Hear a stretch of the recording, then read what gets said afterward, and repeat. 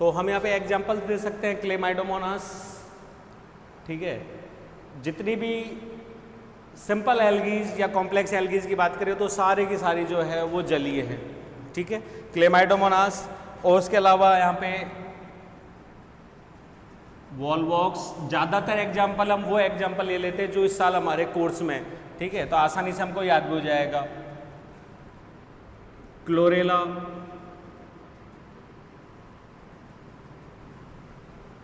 कारा, कारा हम यहाँ पे एग्जाम्पल यहाँ पे दे सकते हैं, लेकिन कारा का एक एग्जाम्पल हम यहाँ पे सलाइन वाटर के अंदर भी ऐड करेंगे, ठीक है, ये इसकी स्पेशलिटी भी है, ठीक है। उसके अलावा यहाँ पे दे सकते हैं क्या बोलते हैं, नाइटेला,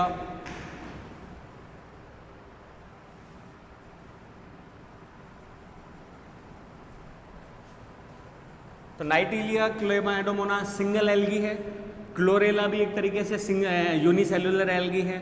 ये बहुत ही जटिल संरचना के रूप में है, नोड इंटर नोड में सेक्शंस बटे हुए हैं, दो टाइप के इसके क्या बोलते हैं, इरेक्ट एंड प्रोस्टेट थैलस के रूप में। वॉलवॉक्स जो है इसको हम बॉल एल्गी या लुढ़कनी गेंद के नाम से भी जानते हैं, ठीक है, ये सिनोवियम का एग्जाम्पल है। नाइटेलिया जो है वो भी एक तरीके से समूह के रूप में ही होता है। वॉलवॉक्स की एक प्रजाति और हम यहाँ पे लिखें, हाइड्रोडिक्टियोन।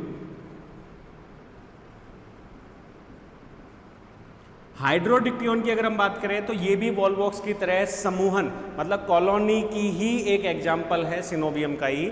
दोनों में अंतर यह है कि वॉलवॉक्स की जो सेल्स हैं उनके अंदर क्या है, फ्लैजिला, सिंगल फ्लैजिला, सॉरी दो फ्लैजिला जो उपस्थित हैं।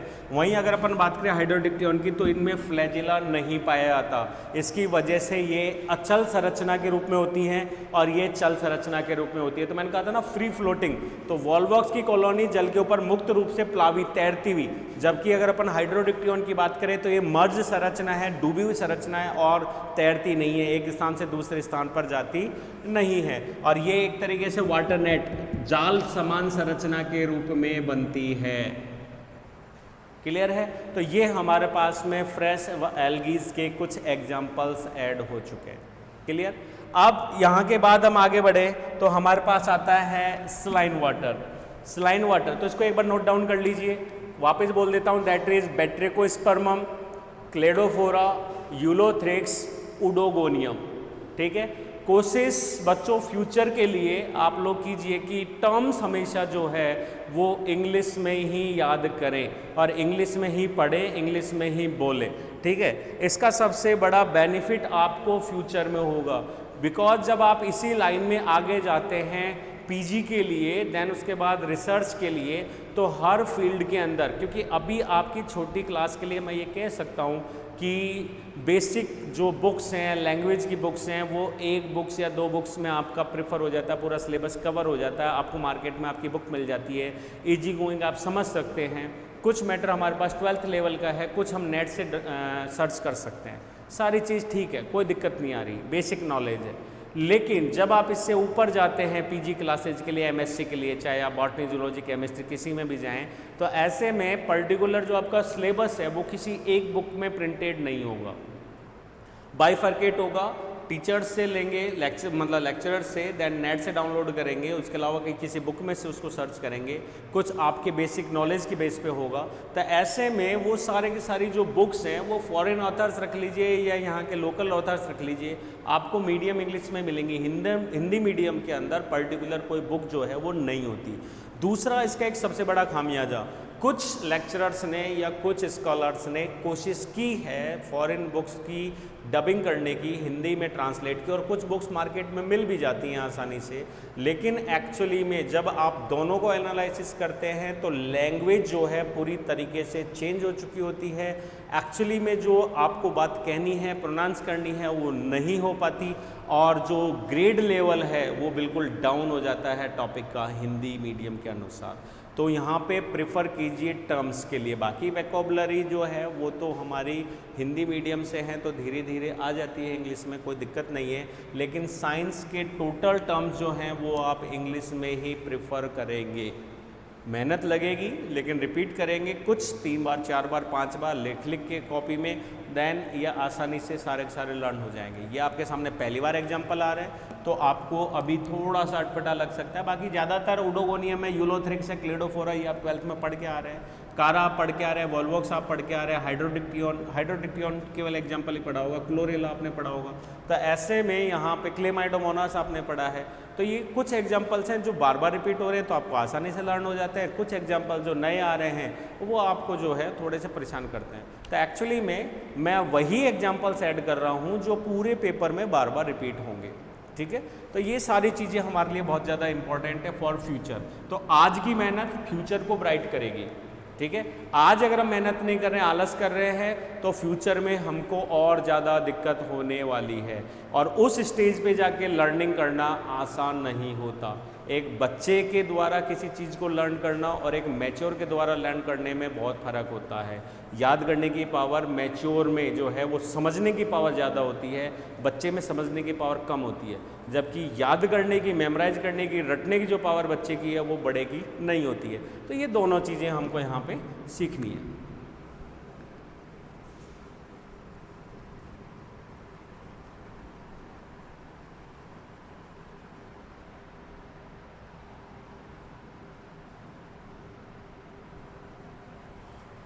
तो ये एग्जाम्पल्स मिटा दिए मैंने इसके। अब आते हैं हम सलाइन पे। सलाइन की हम बात करें तो देखो ये भी लवणीय है खारा पानी, ये भी लवणीय है खारा पानी, दोनों के बीच में अंतर है। तो ऐसे में अगर हम सलाइन की बात करें तो सलाइन को यहाँ एक स्ट्रैटेजी ले लेते हैं। यहाँ पे भी लवण है लेकिन इन लवणों की मात्रा कम है, यहाँ पे लवणों की मात्रा ज़्यादा है, अर्थात ये पानी पीने योग्य नहीं है। और इसकी हम बात करें तो ये भी पानी पीने योग्य नहीं है। अब इन दोनों में अगर अपन बात करें तो सलाइन के लिए कह सकते हैं कि जहाँ वहन सैलिनिटी जो है वो कितनी आ जाती है, लगभग 33% से 44% से क्या आ जाती है, ज़्यादा। क्लियर है। अगर 33% से ज़्यादा लवणता आ जाती है तो उसको हम सलाइन कहेंगे। इससे कम रहती है तो वो आ जाता है किसके अंदर, फ्रेश वाटर में। या जैसे अगर अपन बात करें तो एज लो एज 10 ppm, जो मापक है वो 10 ppm से कम है तो ये हमारा हो जाता है सलाइन वाटर। और इसमें पाए जाने वाले पादप जो हैं these are known as halophyte. Halo का मतलब होता है मैशी, दलदल, ठीक है, और फाइट का मतलब होता है पादप। तो हम इन्हें एक तरीके से लवणोद्भिद पादप भी कहते हैं।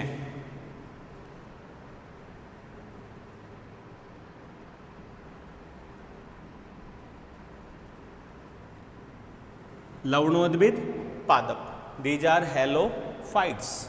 क्लियर है। तो यहाँ सिंपल हो गया। अब एग्जाम्पल लेते हैं, ऐसा क्यों? तो पृथ्वी की ऐसी जगह जहाँ पे कोई अपर्दन है किसी चट्टान का और उसमें जो है वो लवणों की मात्रा बहुत ज़्यादा है। क्लियर है। या फिर कई बार लगातार नदियों के बहने से पानी की जो अपर लेयर है सैलिनिटी वो बहकर एक जगह पे इकट्ठी हो जाती है किसी खड्डे के रूप में, और वहाँ पे फिर जब प्रवाह रुक जाता है तो उसमें सैलिनिटी, क्योंकि बहते जल की सैलिनिटी सदैव क्या रहेगी, कम, लेकिन रुके पानी की जो सैलिनिटी है वो बढ़ जाएगी। तो ऐसे में सैलिनिटी बढ़ जाती है, लवणता बढ़ जाती है। और इस लवणता का सबसे बड़ा दुरुपयोग क्या है, लवणों की उपस्थिति की वजह से जो जल धारण क्षमता है सॉइल की, मतलब वाटर एब्जॉर्प्शन एबिलिटी, ये क्या हो जाती है, कम हो जाती है।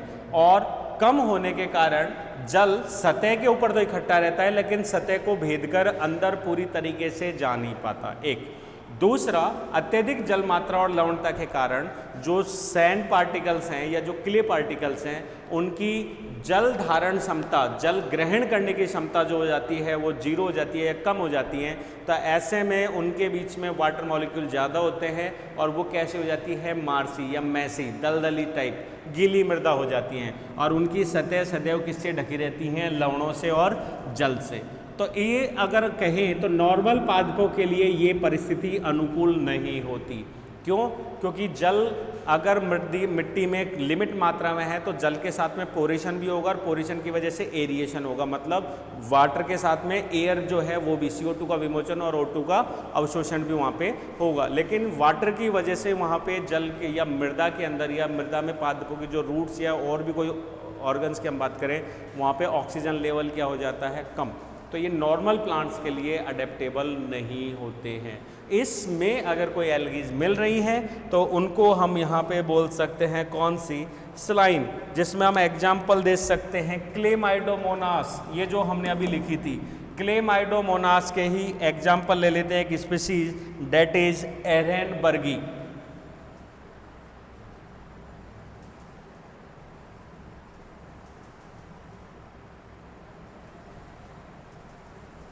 एरेनबर्गी,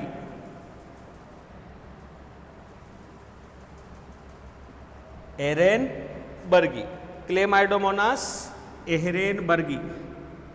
साइंटिफिक जो नेम है उसको अंडरलाइन करना जरूरी है, मतलब बॉटनिकल नेम को। बॉटनिकल नेम में स्पीसीज हमेशा स्मॉल लेटर के साथ आएगी और सभी लेटर स्मॉल होंगे, लेकिन फर्स्ट लेटर किसका, जीनस का, वो कैसा रहेगा, capital. That is Chlamydomonas, CLAYMIDOMONAS, Chlamydomonas ehrenbergii, EHRENBERGII, ehrenbergii. Clear है? दूसरा यहाँ पे एग्जाम्पल हम ले सकते हैं क्लेमाइडोमोनास के अलावा सेनेडेस्मस,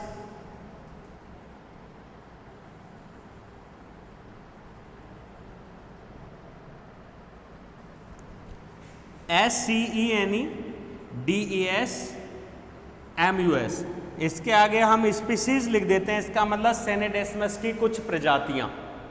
क्लियर है? ये कंप्लीट। इसके अलावा यहाँ पे एक एग्जाम्पल हम कारा का भी ले लेते हैं। कारा यहाँ पे जरूरी है।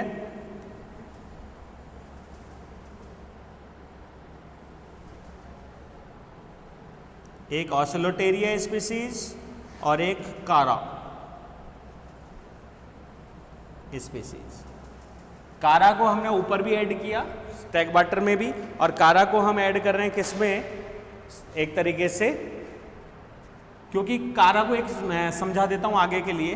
कारा का एक सामान्य नाम जो है वो इसे स्टोनवर्ट भी कहते हैं। कारण कारा की जो बेसल सेल्स हैं वो इस सलाइन वाटर में से क्या करती हैं, कैल्शियम कार्बोनेट का निक्षेपण करके अपने सतह के चारों तरफ कैल्शियम कार्बोनेट का क्या बना लेती हैं, एक जाल बना लेती हैं। और यह कवच शायद इन पादपों को इस हाई सलाइन वाटर के अंदर क्या करता है, रक्षा करता है, गलने से बचाता है। तो ऐसे में धीरे धीरे जो स्टेम जो है या थैलस जो है वो ओल्ड होता जाता है, उसके ऊपर मोटी कैल्शियम कार्बोनेट की परत आ जाती है। और कैल्शियम कार्बोनेट को एक तरह से हम क्या बोलते हैं, लाइम, चूना पत्थर। इसी वजह से कारा को हम क्या, स्टोनवर्ट के नाम से भी जानते हैं। तो ये स्टोनवर्ट इसी वजह से आया है, खारे पानी में उगने की वजह से। तो ये इसका एक अडेप्टेशन है जिसकी वजह से ये आसानी से क्या कर लेता है, उसके अंदर उग जाते हैं।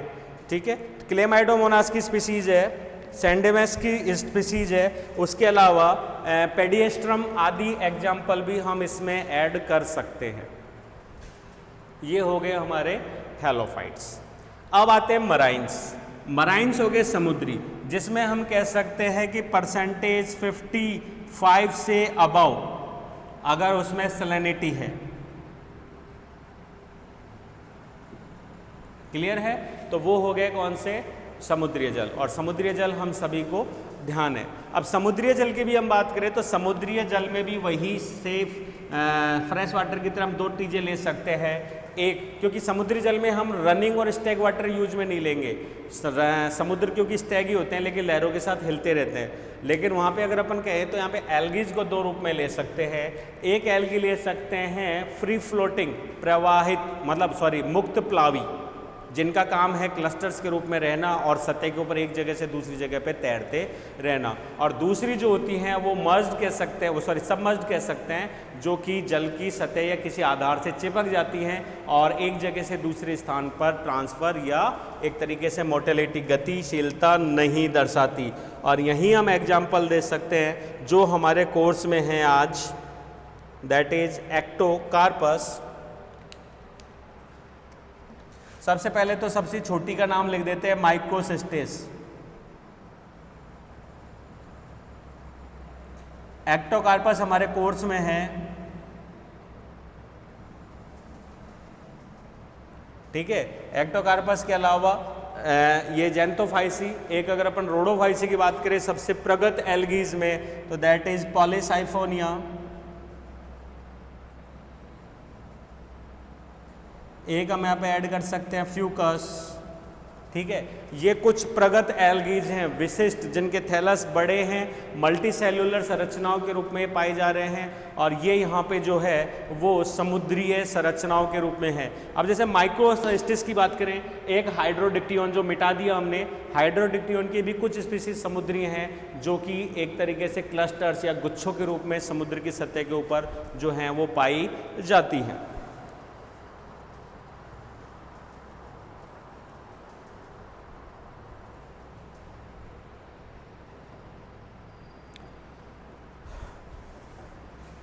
एक एग्जाम्पल और दे दें, एग्जाम्पल्स काफ़ी हैं माइक्रोसिस्टिस के साथ ही, अलवा,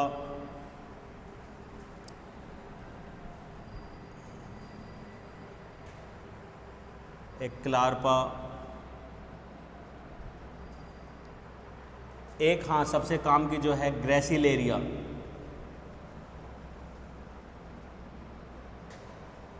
ग्रेसिलेरिया।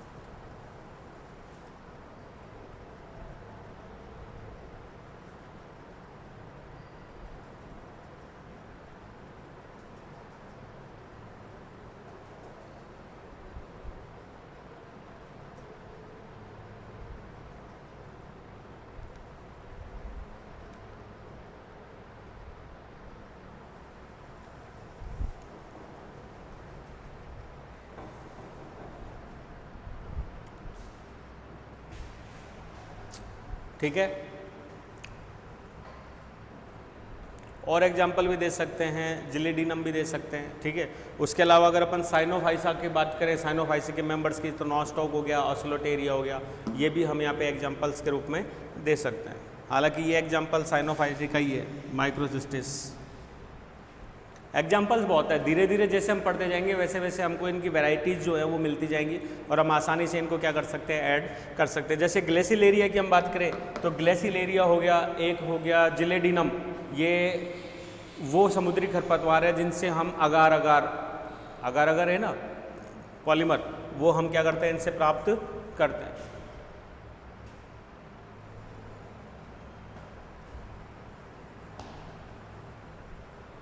ठीक है। अब आते हैं अनयूजुअल हैबिट्स की तरफ, लेकिन उससे पहले एक छोटा सा यहाँ पे एक अलग ही पॉइंट बता देता हूँ, क्योंकि समुद्रीय है, न्यू टाइप की दृष्टि से बहुत ज़्यादा इंपॉर्टेंट है, that is algal Bloom. Algal का मतलब तो हम कह सकते हैं शैवाली, ब्लूम का मतलब होता है प्लावक।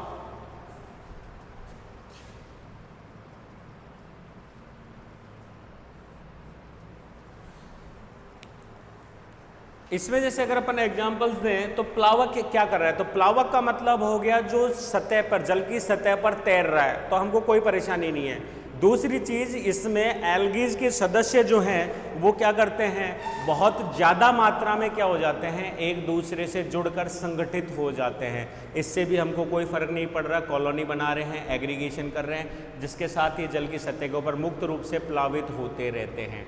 अब यहाँ पे एक वर्ड आ रहा है एल्गल ब्लूम। एक्चुअली में इसको एल्गल ब्लूम क्यों कहा, और ये बहुत ही ज़्यादा एक तरीके से दुर्घटना लायक होता है, इतना ज़्यादा दुर्घटना तरीके से होती है कि ये कई बार तो बड़े बड़े जहाज़ों को भी क्या कर लेता है, उलझा लेता है, और उनके मतलब बड़े जहाज़ तो नहीं पर छोटे नावों की अगर अपन बात करें तो उनको भी फंसा लेता है और उनके मूवमेंट को क्या कर देता है, स्टैक कर देता है। कारण देखिए क्या हो रहा है। नॉर्मली एल्गीज, जिसमें सबसे ज़्यादा अगर अपन बात करें तो साइनोफाइसी के मेंबर जैसे कि माइक्रोसिस्टिस के मेंबर्स, हाइड्रोडिक्टियोन के मेंबर, क्लोरेला के मेंबर्स, उडोगोनिया जो है उसकी स्पीसीज़, ऐसी बहुत सारी अनेक स्पीसीज़ हैं जो समुद्री हैं और फ्री फ्लोटिंग है। ये छोटे छोटे क्लस्टर्स आपस में जुड़ जाते हैं तंतुओं के द्वारा, और ये जुड़कर बहुत बड़ा एक प्लावक संरचना बना लेते हैं। और ये प्लावक संरचना छोटी मोटी नहीं, कई बार तो कई कई किलोमीटर तक की हो जाती है समुद्र के अंदर, आधा किलोमीटर से बड़ी बड़ी हो जाती है। अब इसके नुकसान समझिए, उस एरिए जिसमें ये प्लावक तैर रहा है उसके नीचे का इकोसिस्टम इससे इफेक्ट हो जाता है। कारण एल्गी है, तो एल्गी उस वाटर की सरफेस प्लस उस एनवायरनमेंट की क्या कर लेती है, डिजॉल्व ऑक्सीजन को एब्जॉर्ब कर लेती है खुद के रेस्पायरेशन में, एक चीज़। दूसरा, उस रेस्पायरेशन से क्या विमुक्त करती है, CO2। तो वहाँ पे जल की सतह के ऊपर और जल की सतह के नीचे CO2 की कंसंट्रेशन बढ़ गई, एक। दूसरी चीज़, बहुत सारे प्लैंक्टन्स जो हैं या छोटे जो मछलियाँ या जो झींगे टाइप के जो जीव है समुद्री, उनको श्वसन के लिए कुछ समय के बाद में सतह पे ऊपर आना होता है। ऐसे में वो इन प्लावक की उपस्थिति के कारण सतह के ऊपर नहीं आ पाते और इन्हीं में उलझ जाते हैं। तो ऐसे में जब उन्हें ऊपर नहीं आ पाते और वहाँ पर डिजॉल्व ऑक्सीजन की मात्रा कम है, तो जो छोटे प्लावक हैं या छोटे जो जीव हैं वो इनमें उलझकर क्या हो जाते हैं, मर जाते हैं। क्लियर है। उनके मरने की वजह से वहाँ पे dead and decay substance and bacterias का डेवलपमेंट जो उन्हें डिके करता है। तो कुल मिला के वहाँ का पूरा इकोसिस्टम जो है वो क्या हो जाता है, चेंज हो जाता है। तीसरी सबसे बड़ी चीज़, जैसे कि माइक्रोसिस्टिस, जैसे कि वेलिसिनेरिया, जैसे कि कुछ हाइड्रोडिक्टियंस की स्पीसीज है। अब जैसे इसी में अगर अपन बात करें तो माइक्रोसिस्टिस एक निवेलिस स्पीसीज है जो बहुत ही टॉक्सिक सब्सटेंस को सिक्रेट करती है, और ऐसे में उसके उस आसपास के इकोसिस्टम में या उस वाटर में अगर कोई दूसरा एल्गी, कोई दूसरा छोटा जीव अगर आता है तो टॉक्सिक इफेक्टिविटी की वजह से क्या हो जाता है, डेवलप नहीं हो पाता या मर जाता है। तो इकोसिस्टम को पूरी तरीके से चेंज कर देती हैं। These are known as algal blooms, ठीक है। और इनकी वजह से उस पोखर की या उस तालाब की अगर हम बात करें या समुद्र की बात करें तो इकोसिस्टम पूरी तरीके से क्या होता है, चेंज हो जाता है। ये हो गया कंप्लीट। अब हम आते हैं अनयूजुअल हैबिट्स के रूप में, वो हैबिटेट्स पे।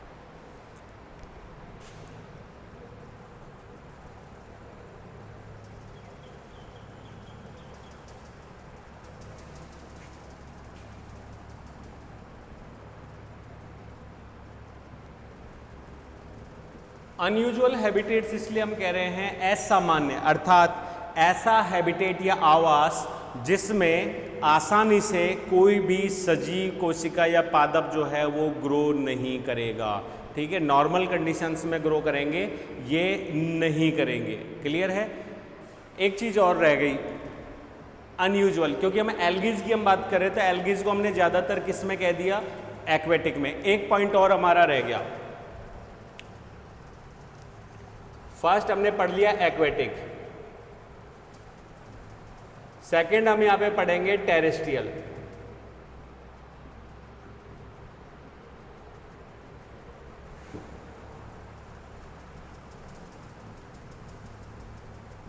स्थलीय कवक, वो सेवा। नॉर्मली हम कहते हैं कि एल्गी जो हैं वो जलीय हैं, स्थल के ऊपर नहीं है, लेकिन एक सिंपल मैकेनिज्म देखिए जिसकी वजह से कुछ एल्गी जो है अडेप्ट हो गई है किसके ऊपर, स्थल के ऊपर। मान लीजिए कोई तालाब है और ये उसका किनारा है, ठीक है, और इस किनारे के ऊपर जो है वो डेवलप हो रही हैं एल्गीज, और ये वाटर से पूरी तरीके से क्या है, भरा हुआ। क्लियर। ऐसे में कुछ एल्गीज यहाँ है और कुछ एल्गीज यहाँ डेवलप हो रही हैं। अकॉर्डिंग टू सीजन, गर्मी के दिनों में वाटर लेवल धीरे धीरे रिड्यूस होते होते कहाँ आ गया, यहाँ आ गया। तो जो एल्गीज इस किनारे पे थी वो धीरे धीरे कहाँ आ गई, किनारे के ऊपर आ गई। ठीक है, जो बीच में थी वो तो वाटर पे ही है, लेकिन जो किनारे पे थी वो कहाँ आ गई है, अब धरातल के ऊपर। उगी किस में थी, डेवलप किस में हुई थी, पानी में, लेकिन अब किस पे, धरातल पे। तो शायद इवोल्यूशन के दौरान ऐसा हुआ हो कि वाटर लेवल के कम होने के कारण कुछ एल्गीज कहाँ आ गई, किनारे पे, और किनारे से कहाँ आ गई, नम मिट्टी में। मैं सूखी मिट्टी या कठोर मिट्टी की बात नहीं कर रहा, मैं बात कर रहा हूँ यहाँ पे नम मिट्टी की। तो ये नम मिट्टी के अंदर यहाँ पे आ गई। क्लियर है। अब सबसे बड़ी समस्या यहाँ पे शुरू होती है, क्या होगा कि ये जो एल्गी है अब इसको अडेप्ट होना पड़ेगा, या तो हो जाएगी नष्ट, ठीक है, या फिर इसको होना पड़ेगा अडेप्ट। और वो अडेप्ट कैसे होगी कि ये यहाँ पे या तो रिप्रोडक्शन सेक्सुअल जिसकी वजह से बनाएगी ओविस्पोर्स। क्लियर। या फिर ये अपने आप को किस में ले जाएगी, सिस्ट पोजीशन में, जब तक कि पोजीशंस अनफेवरेबल से फेवरेबल नहीं हो जाती। ठीक है, तो ऐसे में हमारे लिए तो ये एल्गी कैसी हो गई, टेरेस्ट्रियल, क्योंकि ये अपना जीवन चक्र कंप्लीट नष्ट नहीं हो रही है, मृत नहीं हो रही है, अपने आप को सर्वाइव कर पा रही है कैसे भी करे, और अगले सीजन का इंतजार कर रही है जब यहाँ पे वापस पानी होगा तो ये वापस किस में बदल जाएगी, एक्वेटिक में। तो इसको हम क्या बोल रहे हैं, टेरेस्ट्रियल। तो नॉर्मल वे में इतना समझने के लिए था, लिखने के लिए केवल हमको इतना सा कहनी है कि वो एल्गीज जो स्थल पर अनुकूलित होती हैं और अपना जीवन चक्र पूर्ण करती हैं, टेरेस्ट्रियल एल्गीज कहलाती हैं या स्थलीय एल्गीज कहलाती हैं।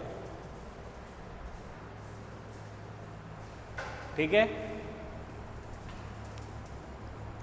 अब यहाँ पे टेरेस्ट्रियल एल्गीज को हम दो कैटेगरीज में डिफाइन कर सकते हैं। एक कह सकते हैं सेपोफाइट्स और एक कह सकते हैं क्रिप्टोफाइट्स। कैसे?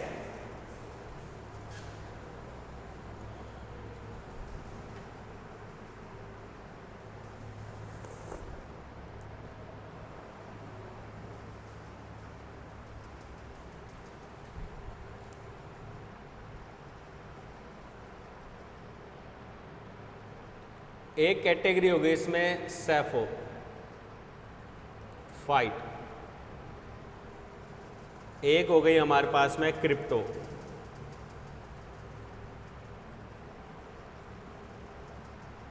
सेपोफाइट्स को हम हिंदी में बोल सकते हैं सेपोफाइट्स, क्योंकि इसमें हिंदी मेरे को भी ध्यान नहीं है। क्रिप्टोफाइट्स की हिंदी नहीं है ध्यान पर, इसका अर्थ समझा देता हूं आपके लिए आसान हो जाएगा। तो विकास क्रम में जल से स्थल पे तो आ गई, अब स्थल पे भी दो मूवमेंट्स हो गई इसकी। एक मूवमेंट हो गई है धरती की डिब्रिस जो है, जैसे किसी भी पादप, बड़ा पादप वृक्ष है या कोई तालाब का किनारा है, तो वहाँ पे डिब्रिस में, डिब्रिस का मतलब अपशिष्ट मटेरियल्स के ऊपर और अपशिष्ट मटेरियल के नीचे, पोषक पदार्थ या पोषण के आधार पे। तो अगर अपन सेपोफाइट्स की बात करें तो ये मृदा की सतह के ऊपर, ऑन द सॉइल सरफेस, ये मृदा की सतह के ऊपर पाई जा रही हैं। ठीक है,